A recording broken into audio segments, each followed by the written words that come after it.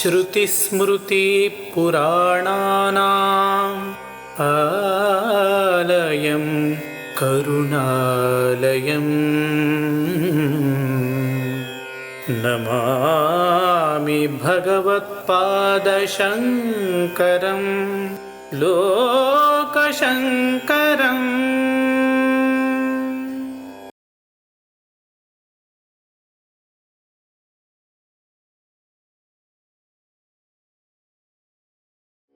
श्रुतिस्मृतिपुराणानाम् आलयं करुणालयं नमामि भगवत्पादशङ्करं लोकशङ्करम्।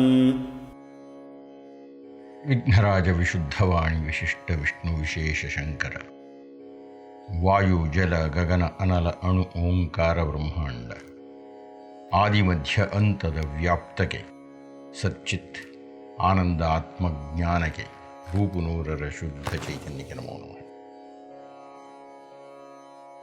ಶ್ರೀ ಶ್ರೀ ಶಂಕರ ಭಗವತ್ಪಾದಾಚಾರ್ಯರ ಸಿದ್ಧಾಂತದಲ್ಲಿ ಅವರ ಚರಿತ್ರೆಯಲ್ಲಿ ಆಸಕ್ತಿಯನ್ನು ಹೊಂದಿರತಕ್ಕಂಥವರೇ,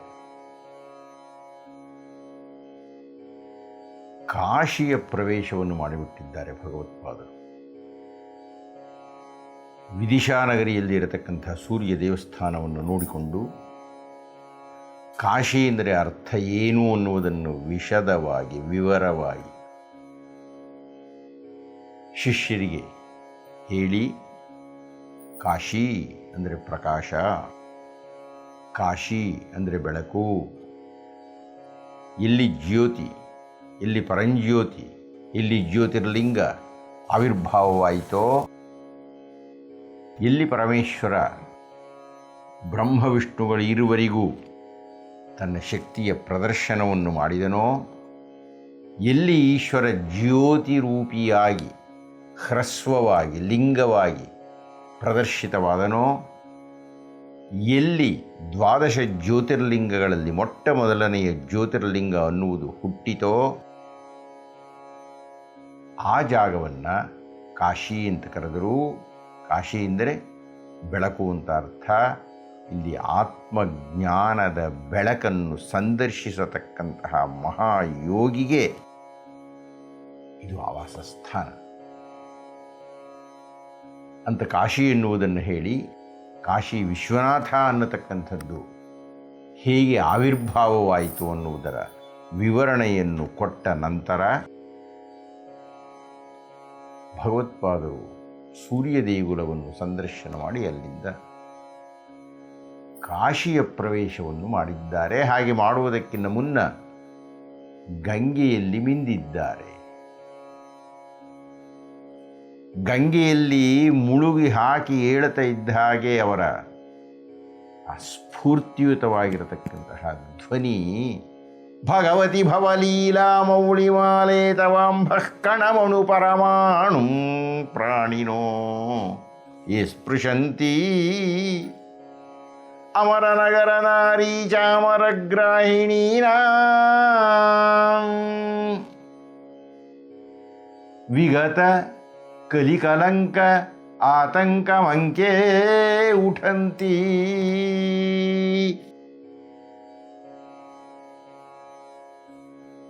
ಅನ್ನುವ ಗಂಗಾ ಸ್ತುತಿಯನ್ನು ಮಾಡಿದ್ದಾರೆ. ಅದನ್ನು ಕಂಡು ವಿಸ್ಮಿತರಾಗಿರತಕ್ಕಂತಹ ನಾರಾಯಣ ಕೇಶವರು ನಮ್ಮ ಗುರುಗಳನ್ನು ದಿಟ್ಟಿಸಿ ನೋಡಿದ್ದಾರೆ ಎನ್ನುವಲ್ಲಿಯೇ ನಮ್ಮ ಹಿಂದಿನ ಉಪನ್ಯಾಸವನ್ನು ನಿಲ್ಲಿಸಿದ್ದೆವು. ಇಂದಿನ ಉಪನ್ಯಾಸವನ್ನು ಆರಂಭ ಮಾಡೋಣವೇ? ಶಿಷ್ಯರು ನೋಡ್ತಾ ಇದ್ದಾರೆ. ಭಗವತ್ಪಾದರು ಶಿಷ್ಯರ ಕಡೆ ತಿರುಗಿ ಹೇಳಿದರು, ಆಕೆ ಆ ಗಂಗೆ ಬ್ರಹ್ಮನ ಆಣತಿಯಂತೆ ಕೆಳಗೆ ಇಳಿದು ಬಂದಳು, ಬಂದು ತಾಡಿಸಿದಳು, ತಾಡಿಸಬೇಕು ಅಂತ ಅಂದುಕೊಂಡಳು.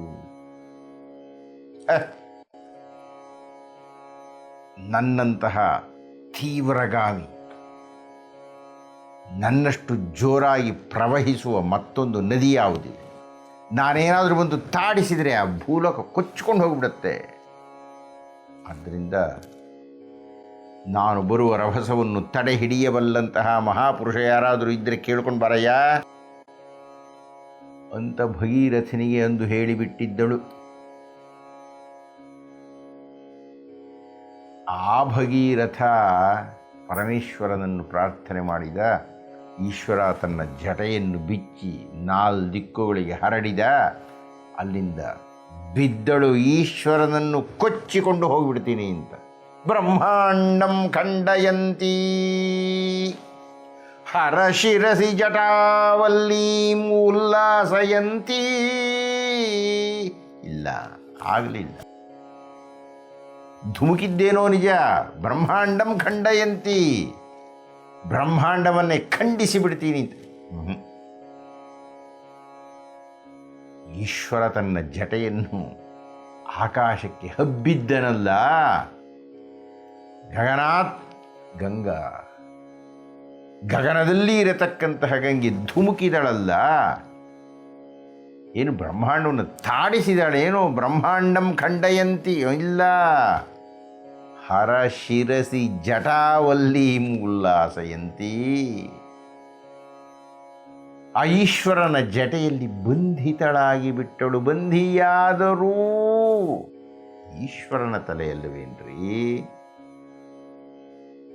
ಈಶ್ವರ ಶಿರಸ್ಪರ್ಶವಾಗತಾ ಇದ್ದ ಹಾಗೆ ಪುಲಕಿತಳಾಗಿ ಬಿಟ್ಟಳು, ಉಲ್ಲಸಿತಳಾಗಿ ಬಿಟ್ಟಳು. ಹರ ಶಿರಸಿ ಜಟಾವಲ್ಲೀಂ ಉಲ್ಲಾಸಯಂತಿ ಸ್ವರ್ಲೋಕಾದ ಪತಂತಿ. ಹೌದು, ಸ್ವರ್ಗಲೋಕದಲ್ಲಿ ವಿಹರಿಸ್ತಾ ಇದ್ದಂತಹ ಗಂಗೆ ಈಶ್ವರನ ತಲೆಯ ಮೇಲೆ ಬಿದ್ದಳು, ಬಂದಿಯಾದಳು, ಸಂತುಷ್ಟಳಾದಳು, ಅಲ್ಲೇ ಸಂತೋಷದಿಂದ ಇದ್ದಳು. ಹಾಗೆ ಆಕೆಯಲ್ಲಿ ಸಂತೋಷದಿಂದ ಇರಲಿಕ್ಕೆ ಭಗೀರಥ ಅಷ್ಟೊಂದು ತಪಸ್ಸು ಮಾಡಿ ಒಲಿಸಿ ಕರೆಸಿ ಬೇಡಿ ಬ್ರಹ್ಮನನ್ನು ಒಪ್ಪಿಸಿ ಗಂಗೆಯನ್ನು, ದೊಡ್ಡ ಕಥೆ ಆಗಿತ್ತಲ್ಲ. ಮತ್ತೆ ಈಶ್ವರನನ್ನು ಕೇಳಿದ. ಈಶ್ವರ ಒಂದು ಕೂದಲನ್ನು ತೆಗೆದ. ಅಲ್ಲಿಂದ ಭೋರ್ಗರದೆಲ್ಲಿ ಬಂದಳು, ಒಂದೊಂದು ಬಿಂದುವಾಗಿ ಬಂದಳು. ಬಿಂದು ಸರೋವರದಲ್ಲಿ ಬಿದ್ದಳು. ಅದು ಬಿಂದು ಬಿಂದು ಬಿಂದು ಆದರೆ ಆ ಬಿಂದುಗಳ ಪೂರ ಬಂದು ಹಿಮವತ್ ಪರ್ವತಕ್ಕೆ ಹೊಡೆಯುವ ಹೊತ್ತಿಗೆ ಬಹುದೊಡ್ಡ ಜಲಪಾತವಾಗಿ ಬಿಟ್ಟಿತ್ತು. ಅಲ್ಲಿನ ಬಂಡೆಗಳನ್ನು ಖಂಡಿಸಿದಳು. ಅಲ್ಲಿರತಕ್ಕಂಥ ಗುಹೆಗಳಲ್ಲೆಲ್ಲ ತುಂಬಿ ಹರಿದು ಬಿಟ್ಟಳು. ಸ್ವರ್ಲೋಕಾದ ಪತಂತಿ ಕನಕಗಿರಿ ಗುಹಾ ಗಂಡಶೈಲ ಸ್ಖಲಂತಿ. ಏನು ಆ ಗಂಗೆಯ ಆರ್ಭಟ, ಏನು ಆ ಗಂಗೆಯ ವೈಭವ, ಏನು ಆ ಗಂಗೆಯ ಪತನ. ಕ್ಷೋಣಿ ಪೃಷ್ಠೇ ಲುಠಂತಿ ದುರಿತ ಚಯಚಮೋ ನಿರ್ಭರಂ ಭರ್ತ್ಸಯಂತಿ. ಈ ಭೂಮಿಯ ಮೇಲೆ ಬಿದ್ದಳಲ್ಲ, ಆ ಬಿದ್ದು ತಾಡಿಸಿದಳಲ್ಲ, ಅದರ ಕೆಳಗೆ ಜನರು ಆ ಗಂಗೆಯನ್ನು ಸ್ನಾನ ಮಾಡಿದರಲ್ಲ. ಬರೀ ಜನರೇನು, ದೇವತೆಗಳು ಸ್ನಾನ ಮಾಡಿದರು. ವಿಶೇಷವಾಗಿ ಪತಿತರು, ರಾಜ್ಯಭ್ರಷ್ಟರಾಗಿರತಕ್ಕವರು, ಸ್ಥಾನಭ್ರಷ್ಟರಾಗಿರತಕ್ಕಂತಹವರು, ಮತಿಭ್ರಷ್ಟರಾಗಿರತಕ್ಕಂತಹವರು, ಎಲ್ಲ ಭ್ರಷ್ಟರು, ಎಲ್ಲ ಪತಿತರು ಆ ಗಂಗೆಯಲ್ಲಿ ಮಿಂದು ಎದ್ದರು. ದುರಿತ ಚಯಚಮೋ ನಿರ್ಭರಂ ಭರ್ತ್ಸಯಂತಿ. ಆ ಕೆಟ್ಟದ್ದೋ, ಆ ಪಾಪಗಳ ಮೂಟೆಯೋ, ಆ ದುರಿತಗಳೋ, ದುಮ್ಮಾನಗಳೋ, ದುರ್ಭರಗಳೋ, ದುಶ್ಚರಿತಗಳೋ, ದುಷ್ಪಾಪಗಳೋ, ಇವೆಲ್ಲ ಸುಟ್ಟು ಹೋಯಿತು, ಕರಗಿ ಹೋಯಿತು, ನೆಲಸಮವಾಯಿತು, ಇಲ್ಲವಾಯಿತು, ನಾಶವಾಯಿತು. ದುರಿತ ಚಯ ಚಮು, ಆ ಪಾಪಗಳ ನಾಶ, ಪಾಪಗಳ ಮೂಟೆ ಎಲ್ಲ ಹರಿದು ಹೋಯಿತು. ಪಾಥೋಧಿಂ ಪೂರಯಂತಿ. ಇನ್ನ ಸಾಮಾಜಿಕವಾಗಿ, ಸಾಮಾನ್ಯವಾಗಿ, ಸಾಮಾನ್ಯ ಜನರಿಗೆ ಪಾಥೋಧಿಂ ಪೂರಯಂತಿ. ಜನರಿಗೆ ನೀರಿನ ದಾಹವಿತ್ತು, ಜನರಿಗೆ ಆಹಾರದ ಕೊರತೆ ಇತ್ತು. ಪಾಥೋಧಿಂ ಪೂರಯಂತಿ. ಅಮ್ಮ ತಾಯಿ, ನೀನು ಸುರಸರಿತ್ ಪಾವನೀ ನಃ ಪುನಾತು. ಪಾಥೋಧಿಂ ಪೂರಯಂತಿ ಸುರಸರಿತ್ ಪಾವನೀ ನಃ ಪುನಾತು. ಸುರನಗರಿಯಲ್ಲಿ ಇರತಕ್ಕ ಆ ದೇವಲೋಕವನ್ನೇ ಪುನೀತವನ್ನಾಗಿ ಮಾಡಿರತಕ್ಕ ನೀನು ಭೂಮಿಗೆ ಬಂದು ಇಲ್ಲಿ ನಮ್ಮೆಲ್ಲರನ್ನೂ ಪುನೀತರನ್ನಾಗಿ ಮಾಡಿಬಿಟ್ಟಿದ್ದೀಯೆ ತಾಯಿ, ನಿನಗೆ ನಮಸ್ಕಾರ. ಭಗವತ್ಪಾದರು ಪರವಶರಾಗಿ ಹಾಡ್ತಾ ಇದ್ದಾರೆ. ಬ್ರಹ್ಮಾಂಡಂ ಖಂಡಯಂತಿ ಹರಶಿರಸಿ ಜಟಾವಲ್ಲಿ ಮುಲ್ಲಾಸಯಂತಿ ಸ್ವರ್ಲೋಕಾದ ಪತಂತಿ. ಆ ಹಾಡಿನ ಭೋರ್ಗರೆತಕ್ಕೆ ಬರೀ ನಾರಾಯಣ ಕೇಶವೇನು ಬಂತು, ಅಲ್ಲಿದ್ದವರೆಲ್ಲ ಮುಗ್ಧರಾಗಿ ಬಿಟ್ಟಿದ್ದಾರೆ. ಹಾಗೆಯೇ ಗಂಗಾ ಸ್ತೋತ್ರ ಹರಿಯಿತು ಹರಿಯಿತು, ಅನೇಕ ಪದ್ಯಗಳು ಹೊರಬಂತು. ತುಂಬ ಸಂತುಷ್ಟರಾಗಿರತಕ್ಕ ಭಗವತ್ಪಾದರು ತುಂಬ ಸುಮನಸ್ಕರಾಗಿ ಗಂಗೆಗೆ ನಮಿಸಿ ಹೊರಟರು. ಇನೆಯ 1557 ಮೈಲುಗಳ ದೂರವನ್ನು ಕ್ರಮಿಸ್ತಾಳಪ್ಪ ಈಕೆ. 4,19,000 ಚದರ ಮೈಲುಗಳ ಜಾಗವನ್ನು ಫಲಭರಿತವನ್ನಾಗಿ ಮಾಡಿಬಿಟ್ಟಿದ್ದಾಳೆ ಈಕೆ. ಈ ಗಂಗಾ ಸ್ಪರ್ಶ ಅನ್ನುವುದು ಕೇವಲ ಪುಣ್ಯದಾಯಕವಷ್ಟೇ ಅಲ್ಲ, ಜನರಿಗೆ ಊಟವನ್ನು ಕೊಟ್ಟಳು, ಜನರಿಗೆ ದಾಹವನ್ನು ಅಡಗಿಸಿದಳು. ಅಂತಹ ಪರಮ ಪಾವನೆಯಾಗಿರತಕ್ಕಂತಹ ಗಂಗೆ ಭಾರತದ ಅತ್ಯಂತ ಪುಣ್ಯಮಯವಾಗಿರುವ ವರಪ್ರದವಾಗಿರುವ ಮಹಾನ್ ಜೀವ ನದಿ ಅಂತ ಹೇಳಿ ಗಂಗೆಯನ್ನು ಕೊಂಡಾಡಿ, ಗಂಗೆಯನ್ನು ದಾಟಿ ಕಾಶಿಯ ಪ್ರವೇಶ ಮಾಡಿದ್ದಾರೆ. ನಾರಾಯಣ ಕೇಳಿದ, ಗುರುಗಳೇ, ಹಾಗೆ ವಿಶ್ವೇಶ್ವರನ ಸಂದರ್ಶನವನ್ನು ಮಾಡೋಣವೇ? ಅದು ಕ್ರಮ ಅಲ್ಲಪ್ಪ. ಕಾಶಿಯ ವಿಶ್ವೇಶ್ವರನ ದರ್ಶನ ಮಾಡುವ ಮುನ್ನ ಅವಿಮುಕ್ತೇಶ್ವರನ ದರ್ಶನ ಮಾಡಬೇಕು. ಅವಿಮುಕ್ತೇಶ್ವರನನ್ನು ಹುಡುಕಿ ಹೊರಟು. ಸಾಧಾರಣವಾದ ಗುಡಿ, ಅಲ್ಲಿನ ಲಿಂಗವನ್ನು ನೋಡಿದರೆ ಯಾವುದೋ ಒಂದು ವಿಶೇಷವಾದ ಕಳೆ, ಅದೇನೋ ವಿಶೇಷವಾದ ಆಕರ್ಷಣೆ, ವಿಶೇಷವಾದ ಸೆಳೆತ, ವಿಶೇಷವಾದ ಅನುಭೂತಿ. ತಕ್ಷಣ ಕೇಶವ ಕೇಳಿದ, ಹೌದು ಗುರುಗಳೇ, ನೀವು ಈ ಅವಿಮುಕ್ತೇಶ್ವರನ ಬಗ್ಗೆ ನಮಗೆ ಹೇಳಲೇ ಇಲ್ಲ. ಕಾಶಿ ಅಂದರೆ ಏನು ಅಂತ ಹೇಳಿದಿರಿ, ಈ ಅವಿಮುಕ್ತೇಶ್ವರನ ಆವಿರ್ಭಾವ, ಈಶ್ವರನೇ ಇದನ್ನು ಪೂಜೆ ಮಾಡಿದ ಅಂತಲೂ ಹೇಳಿದಿರಿ ನೀವು. ಆದರೆ ಆ ದೀವೋದಾಸ ಯಾರೋ, ಆತ ಬ್ರಹ್ಮನಿಗೆ ಮಾತು ಕೊಟ್ಟ, ಬ್ರಹ್ಮ ಈಶ್ವರನನ್ನು ಕೇಳಿದ, ಈಶ್ವರ ಕಾಶಿಯನ್ನು ಬಿಟ್ಟು ಹೋದ ಅಂತ ಹೇಳಿದ್ರಿ. ಮತ್ತೆ ಬರಲಿಲ್ವೇ? ಅಥವಾ ಬಂದನೋ? ಯಾವಾಗ ಬಂದ, ಏಕೆ ಬಂದ, ಹೇಗೆ ಬಂದ, ಯಾರಿಂದ ಬಂದ? ಇದು ಯಾವುದನ್ನು ಹೇಳಲೇ ಇಲ್ವಲ್ಲ ಗುರುಗಳೇ. ಅದೊಂದು ಅರೆಯಾಗಿ ಹೋಯಿತು. ಅವಿಮುಕ್ತೇಶ್ವರನಿಗೆ ಪೂಜೆಯನ್ನು ಮಾಡಿ ತಾವು ತಂದಿದ್ದ ತಾಳೆಗರಿ ಗ್ರಂಥಗಳನ್ನು, ಪುಸ್ತಕಗಳನ್ನು, ಬಟ್ಟೆಗಳನ್ನು ಅಲ್ಲಿ ಇಟ್ಟು ಅಲ್ಲಿನ ಅರ್ಚಕರ ಹತ್ತಿರ ಕೇಶವ ನಾರಾಯಣರು ಹೋಗಿ ಕೇಳಿ,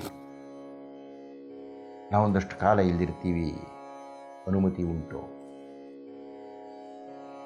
ಆ ಅರ್ಚಕರು ಭಗವತ್ಪಾದರನ್ನು ನೋಡಿದ್ದಾರೆ, ಆ ಕಿಶೋರ ಯತಿಯನ್ನು ಗಮನಿಸಿದ್ದಾರೆ. ಆ ಅಲ್ಪ ವಯಸ್ಸಿನ, ಸಣ್ಣ ವಯಸ್ಸಿನ, ಆದರೆ ಆ ಮುಖದಲ್ಲಿರತಕ್ಕಂಥ ತೇಜಸ್ಸು, ಆ ನಡಿಗೆಯಲ್ಲಿರತಕ್ಕಂಥ ಗಾಂಭೀರ್ಯ, ಆ ಇಡೀ ದೇಹವೇ ಮಾತಾಡ್ತಾ ಇರತಕ್ಕಂಥ ರೀತಿ, ಇದರಿಂದ ಮುಗ್ಧರಾಗಿ ಬಿಟ್ಟಿದ್ದಾರೆ, ಮಂತ್ರಮುಗ್ಧರಾಗಿ ಬಿಟ್ಟಿದ್ದಾರೆ. ಅವರು ಹೇಳಿದರು, ಏನು ಸ್ವಾಮಿ ನಿಮ್ಮ ಸನ್ಯಾಸಿಗಳು ಹಾಗಿದ್ದಾರೆ, ಈ ವಯಸ್ಸಿನಲ್ಲೇ ನೀವು ಎಷ್ಟು ದಿವಸ ಬೇಕಾಗಿದ್ದರೂ ಇಲ್ಲಿರಬಹುದು ಅಂತ ಹೇಳಿದರು. ಹಾಗೂ ಸ್ವಾಮಿಗಳಿಗೆ ಭಿಕ್ಷೆಗೆ ಏನು ಅನುಕೂಲ ಬೇಕೋ ಅದನ್ನೆಲ್ಲ ನಾನು ಬರತಕ್ಕಂತಹ ಶ್ರೀಮಂತ ಭಕ್ತರಿಗೋ, ಸಾತ್ವಿಕ ಭಕ್ತರಿಗೋ ಹೇಳಿ ಅದಕ್ಕೆ ವ್ಯವಸ್ಥೆ ಮಾಡ್ತೀನಿ ಅನ್ನುವ ಭರವಸೆಯನ್ನು ಕೊಟ್ಟರು. ಹಾಗೂ ಅವಿಮುಕ್ತೇಶ್ವರನಿಗೆ ಮಾಡಿರತಕ್ಕಂಥ ನೈವೇದ್ಯವನ್ನು ಅವರಿಗೆ ಅರ್ಪಿಸಿ ಇಷ್ಟೆಲ್ಲ ಆದ ಮೇಲೆ ಸಂಜೆ ಆದ ಮೇಲೆ ಜನರೆಲ್ಲ ಹೋದ ಮೇಲೆ ಆ ಬೆಳದಿಂಗಳಿನ ರಾತ್ರಿಯಲ್ಲಿ ಆ ಪಾವಟಿಗೆಗಳ ಮೇಲೆ ಕುಳಿತು ಭಗವತ್ಪಾದರು ಹೇಳಿದರು, ಹೌದು, ಈ ಆನಂದವನದಲ್ಲಿ ಈಶ್ವರ ಇದ್ದ. ಬ್ರಹ್ಮ ಹೋಗಿ ಆ ದೀವೋದಾಸನನ್ನು ಕರ್ಕೊಂಡು ಬಂದ. ಆ ಬ್ರಹ್ಮನಿಗೆ ಅನ್ನಿಸ್ತು ದೀವೋದಾಸ ಈ ಆನಂದವನವನ್ನು ಆಳಲಿ, ಇಲ್ಲಿ ಆತ ಇದ್ದರೆ ಸಾಕಷ್ಟು ಯಜ್ಞಗಳನ್ನು ಮಾಡ್ತಾನೆ, ತನ್ಮೂಲಕ ಪುಣ್ಯವರ್ಧನೆಯಾಗುತ್ತೆ, ಜನರಿಗೆ ಅನುಕೂಲ ಆಗುತ್ತೆ, ಜನರಿಗೆ ಸುಖವಾಗಿರತಕ್ಕಂಥ ಜೀವನ ಸಲ್ಲುತ್ತೆ ಅಂತ ಹೇಳಿ ಆ ದೀವೋದಾಸನನ್ನು ಕರ್ಕೊಂಡು ಬಂದ. ಆದರೆ ಆ ದೀವೋದಾಸ ಹೇಳಿದ, ನಂದು ಒಂದು ನಿಯಮ ಉಂಟು. ಆ ನಿಯಮದ ಪ್ರಕಾರ ನಾನು ಅಲ್ಲಿ ಬಂದು ಆಳಬೇಕಾಗಿದ್ದರೆ ಈಗಾಗಲೇ ಈ ಆನಂದವನದಲ್ಲಿ ಎಲ್ಲ ದೇವತೆಗಳು ಇದ್ದಾರೆ, ಈಶ್ವರ ಇದ್ದಾನೆ, ಇವರೆಲ್ಲರೂ ಇದ್ದಾಗ ನಾನು ಆಳೋದಕ್ಕಾಗುತ್ತೇನಪ್ಪ. ಆದ್ದರಿಂದ ನಾನು ಆಳಬೇಕಾಗಿದ್ದರೆ ಇವರು ಎಲ್ಲರೂ ಇಲ್ಲಿ ಜಾಗವನ್ನು ಖಾಲಿ ಮಾಡಬೇಕು. ಬ್ರಹ್ಮ ಅದಕ್ಕೆ ಒಪ್ಪಿಗೆ ಕೊಟ್ಟುಬಿಟ್ಟ. ದೇವತೆಗಳೆಲ್ಲ ಬಿಟ್ಟು ಹೊರಟರು. ಬ್ರಹ್ಮ ಒಂದು ಈಶ್ವರನ ಹತ್ರ ಹೇಳಿದ, ನನಗೆ ಮಾತು ಕೊಟ್ಬಿಟ್ಟಿದ್ದೀನಪ್ಪ, ನೀನಿಲ್ಲಿ ಖಾಲಿ ಮಾಡು. ಈ ಈಶ್ವರ ಏನು ಮಾಡ್ತಾನೆ, ತುಂಬ ಪ್ರಿಯವಾಗಿದ್ದ ಜಾಗ, ಆನಂದಕ್ಕೆ ಆನಂದ, ಅದಕ್ಕೆ ಹೆಸರಿಟ್ಟಿದ್ದೆ ಆತ ಆನಂದ ಆನಂದ ಆನಂದ ಅಂತ. ಬಿಟ್ಟು ಹೊರಡುವುದಕ್ಕೆ ಮನಸ್ಸಿಲ್ಲ. ರುದ್ರಗಣಗಳೆಲ್ಲ ಹೋಗಿಬಿಟ್ಟಿದ್ದಾರೆ, ದೇವತೆಗಳೆಲ್ಲ ಹೋಗಿಬಿಟ್ಟಿದ್ದಾರೆ ಅವರವರ ಜಾಗಕ್ಕೆ. ಆ ಆನಂದ ಕಾನನವನ್ನು ಬಿಟ್ಟು ಆಯ್ತು. ಬ್ರಹ್ಮ ಕೊಟ್ಟ ಮಾತಿಗೆ ತಪ್ಪಬಾರದು ಅಂತ ಹೇಳಿ ಈಶ್ವರನು ಪಾರ್ವತಿ ಸಹಿತ ಮಂದರ ಪರ್ವತಕ್ಕೆ ಹೋಗಿಬಿಟ್ಟ. ಹಾಗೆ ಹೋಗುವುದಕ್ಕೆ ಮುನ್ನ ಮೊಟ್ಟ ಮೊದಲನೆಯ ಬಾರಿಗೆ ಒಂದು ಲಿಂಗವನ್ನು ಸೃಷ್ಟಿ ಮಾಡಿ ಪೂಜೆ ಮಾಡಿದ. ಅದೇ ಅವಿಮುಕ್ತೇಶ್ವರ.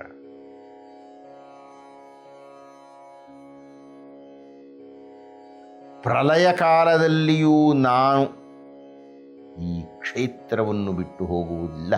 ನಾನು ಹೋಗಿರಬಹುದು ಈಗ, ಆದರೆ ನನ್ನ ಶಕ್ತಿಯನ್ನೆಲ್ಲ ಕ್ರೋಢೀಕರಿಸಿ ಕೇಂದ್ರೀಕರಿಸಿ ಸ್ಥಾಪಿಸಿರತಕ್ಕಂಥ ಲಿಂಗವೇ ಈ ಅವಿಮುಕ್ತೇಶ್ವರ.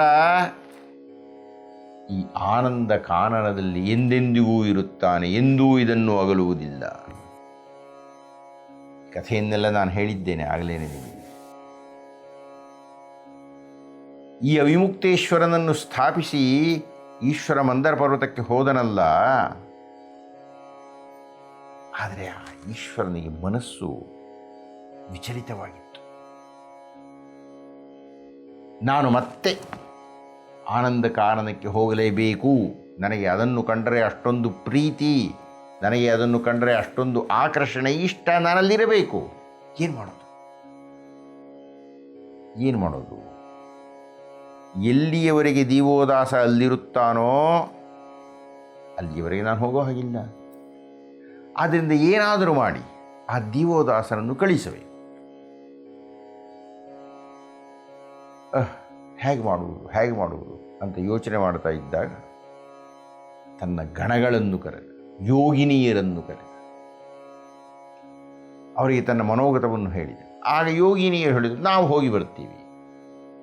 64 ಯೋಗಿನಿಯರು, 64 ಯೋಗಿನಿಯರು ಹೋಗಿ ನಾವು ಪ್ರಭಾವ ಬೀರಿ ದೀವೋದಾಸನನ್ನು ಏನಾದರೂ ಮಾಡಿ, ಒಳ್ಳೆಯತನದಿಂದಲೋ ಕುಟಿಲತನದಿಂದಲೋ ಮೋಸ ಮಾಡಿಯೋ ಹೇಗೋ ಮಾಡಿ ಅವನನ್ನು ಒಪ್ಪಿಸ್ತೀವಿ, ಅಥವಾ ಅವನ ರಾಜ್ಯದಲ್ಲಿ ಏನೋ ತೊಡಕನ್ನು ಏನೋ ಮಾಡ್ತೀವಿ ಬಿಡಿ ಸ್ವಾಮಿ, ನೀವು ಬರುವಂತೆ ಮಾಡ್ತೀವಿ ಅಂತ ಹೇಳಿ ಹೌದು. ಈಶ್ವರ ಕಾಯ್ತಾ ಇದ್ದಾನೆ. 64 ಯೋಗಿನಿಯರು ಹೋದರು, ಬರಲೇ ಇಲ್ಲ. ಮರುದ್ಗಣಗಳನ್ನು ಕರೆದ, 35 ಮರುದ್ಗಣಗಳು. ನೀವಾದರೂ ಹೋಗಿ ಬನ್ರಯ್ಯ, ಏನಾದರೂ ಮಾಡಿ ನಾನು ಹೋಗಬೇಕಲ್ಲಿಗೆ. ಮರುದ್ಗಣಗಳು ಹೋದರು. ಅಲ್ಲಿ ದೀವೋದಾಸನ ಆಕರ್ಷಣೆಗೆ ಒಲಿದು ಬಿಟ್ಟರು, ಅವರು ಅಲ್ಲೇ ಉಳಿದು ಬಿಟ್ಟರು. ಏನು ಮಾಡೋದೀಗ? ಕೊನೆಗೆ ಬ್ರಹ್ಮನನ್ನು ಕರೆದ. ಏನಯ್ಯ ಬ್ರಹ್ಮ, ನನ್ನನ್ನು ಹೊರಗೆ ಕಳಿಸಿದ್ದೀಯೇ, ನಾನು ವಾಪಸ್ ಹೋಗಬೇಕಾಗಿದೆ, ಏನಾದರೂ ಪ್ರಯತ್ನಪಟ್ಟು ನಾನು ಹೋಗಬೇಕು. ಬ್ರಹ್ಮ ಹೇಳಿದ, ಸ್ವಾಮಿ ನಾನು ಹೋಗಿ ಒಂದು ಕೆಲಸ ಮಾಡ್ತೀನಿ. ಆ ದೀವೋದಾಸ ಮಾಡಲಾರದಂತಹ ಒಂದು ಯಜ್ಞವನ್ನು ಮಾಡ್ತೀನಿ. ಏನೋ ಒಂದು ತಪ್ಪು ಮಾಡ್ತಾನೆ ಆತ. ಆ ತಪ್ಪು ಮಾಡಿದಾಗ ತಪ್ಪಿಗೆ ಶಿಕ್ಷೆಯಾಗಿ ಆ ವಿಮುಕ್ತ ಕ್ಷೇತ್ರವನ್ನು ಬಿಟ್ಟು ಹೋಗು ಅಂತ ನಾನು ಹೇಳ್ತೀನಿ. ಕರ್ಕೊಂಡು ಬಂದಿದ್ದು ಯಾಕೆ, ಈಗ ಬಿಡಿಸೋದು ಯಾಕೆ ಗೊತ್ತಾಗಲ್ಲ ನಮಗೆ. ಬ್ರಹ್ಮ ವೃದ್ಧ ಬ್ರಾಹ್ಮಣನ ವೇಷವನ್ನು ಹಾಕಿಕೊಂಡು ಹೋಗಿ ದೇವದಾಸನ ಹತ್ತಿರ ಕುಳಿತ. ಕೇಳಿದ, ನೋಡಪ್ಪ, ನಾನೊಂದು ಯಾಗ ಮಾಡಬೇಕು ಅಂತ.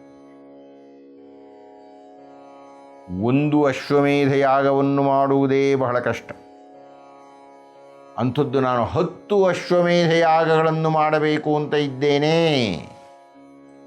ನನಗೆ ಸಹಾಯ ಮಾಡು. ಆದರೆ ಒಂದು ಷರತ್ತು, ಯಾವುದೇ ಲೋಪವೇನಾದರೂ ಈ ಯಾಗಗಳಲ್ಲಿ ಆದರೆ ನೀನು ಇಲ್ಲಿ ಬಿಡಬೇಕು. ಆಯ್ತು ಸ್ವಾಮಿಯಿಂದ ದೀವೋದಾಸ. ಯಾಗಗಳು ಆರಂಭವಾಯಿತು, ಯಾಗಗಳು ಮುಕ್ತಾಯವಾಯಿತು. ದಶಾಶ್ವಮೇಧ ಯಾಗಗಳು. ದಶಾಶ್ವಮೇಧ ಯಾಗಗಳಲ್ಲಿ ಯಾವ ಪ್ರಯತ್ನ ಪಟ್ಟರೂ ಯಾವ ದೋಷವೂ ಆಗಲೇ ಇಲ್ಲ. ಆ ಬ್ರಹ್ಮ ಮಾಡಿದಂತಹ 10 ಅಶ್ವಮೇಧ ಯಾಗಗಳ ಜಾಗಕ್ಕೆ ಒಂದು ಹೆಸರು ಬಂತು, ದಶಾಶ್ವಮೇಧ ಘಾಟ್ ಅಂತ ಭಗವತ್ಪಾದರು ವರ್ಣನೆ ಮಾಡ್ತಾ ಇದ್ದಾರೆ. ನಾರಾಯಣಿಕೇಶ್ವರು ಕೇಳ್ತಾ ಇದ್ದಾರೆ ಬೆಳದಿಂಗಳಿನ ರಾತ್ರಿಯಲ್ಲಿ. ಈಶ್ವರ ಮಂದರ ಪರ್ವತದಲ್ಲಿ ಕಾಯ್ತಾ ಇದ್ದಾನೆ, ಯಾವಾಗ ಹೋಗೋಣ ವಾರಣಾಸಿಗೆ, ಯಾವಾಗ ಹೋಗೋಣ ಆನಂದ ಕಾನನಕ್ಕೆ ಅಂತ. ಕೊನೆಗೆ ಗಣಪತಿಯನ್ನು ಕಳಿಸಿದ.